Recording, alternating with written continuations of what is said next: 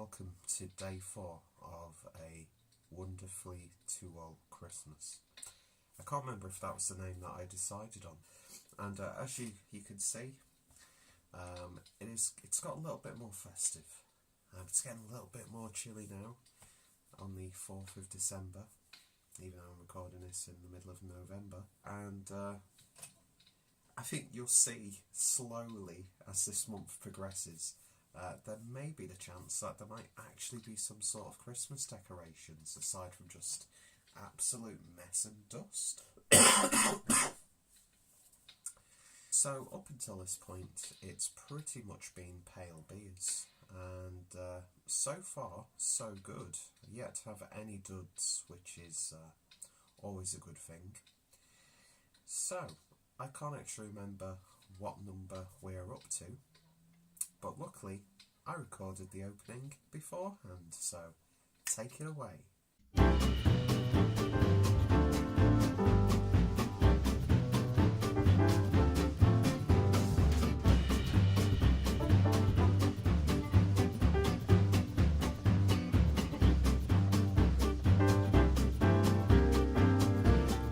So the next beer that we are reviewing as part of this wonderfully festive affair is a can of the Appealing Pale, a pale ale brewed with orange peel.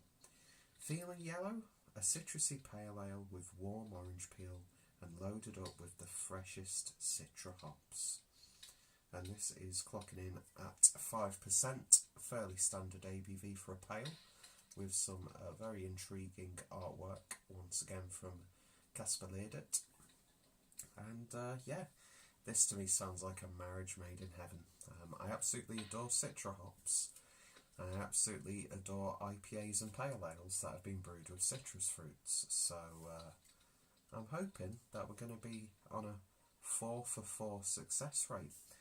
Anyway, without any further ado, let's get the beer opened and see what we get. Alright then. Nice fill in the can. No, there's not a tiny person called Phil in the can. I can smell it from here. I tell you what, all of the beers up to this point have smelled absolutely fantastic. So, beer in the glass then, and that's we're going on to the hazier side of things for this one.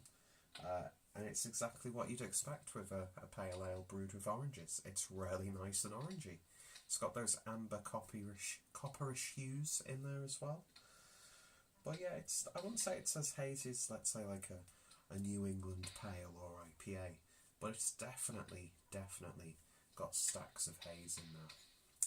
And the beer poured with about 1 finger's worth of a slightly beige looking head, so it's certainly looking fantastic, isn't it? And it's actually matching the fireplace background. So without any further ado, let's give it a sniff.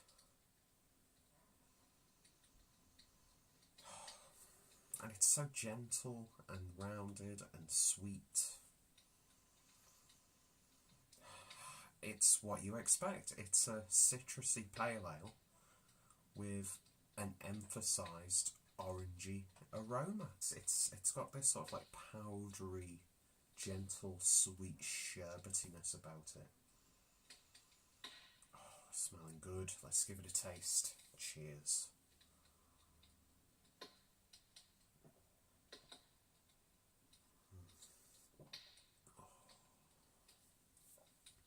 It's fantastic.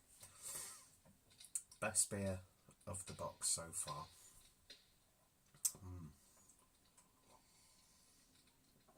You know, earlier this year I felt absolutely in love with 4Pure's Easy Peeler, the Juice Box, and Brewdog's Tangerine Express.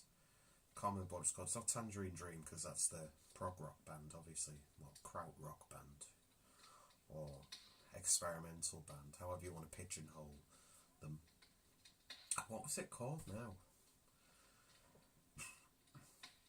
Something along those lines. You know what beer I mean. And all of those were really simple beers, but the use of like orange in there was just fantastic. And this is... These are my sorts of beers.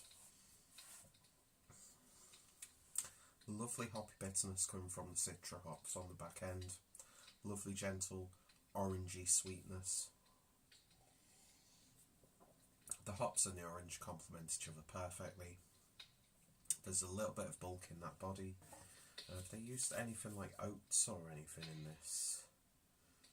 Let's see on the ingredients.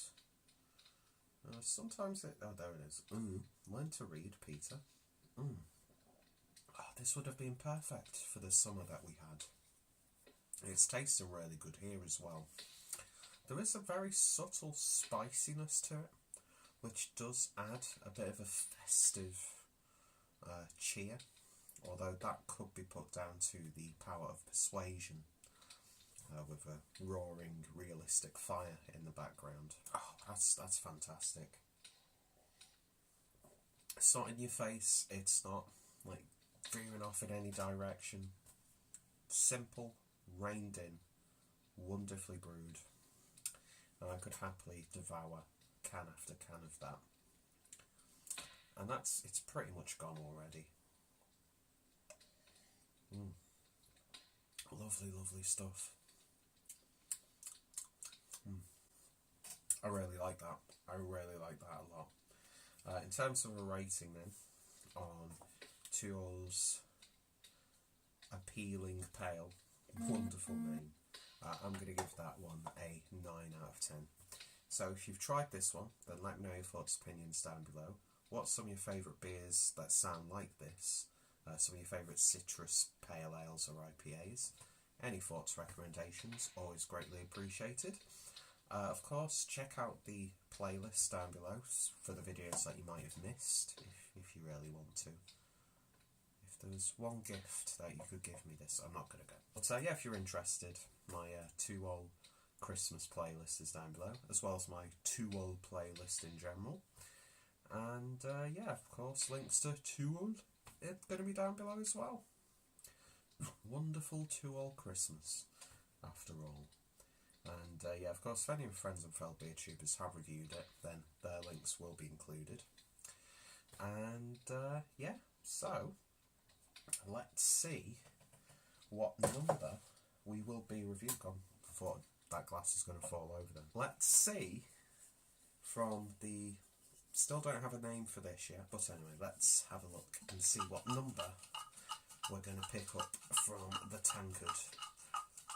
And I'm at a bit of a wider angle, so you can probably see a little bit more jiggling that I want you to. Unless you want to see the jiggle. Anyway, so, bit of a shake, bit of a fumble.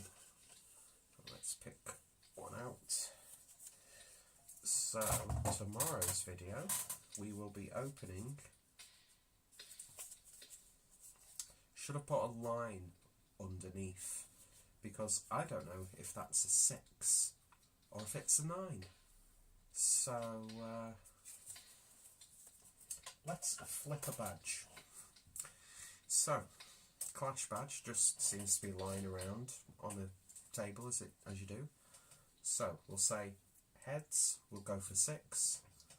Pin side, we'll go for 9. Don't know why I'm investing so much into this, as if people are going to call me out on it. But yeah, I'm no good at flicking, so I'm just going to throw it, give it a bit of a shake, and then boom, and it's clearly tails because I could feel it. So we're opening number 9 tomorrow, and you never know, it might actually be a dark beer. So thank you for watching, and I shall hopefully see you tomorrow. Cheers.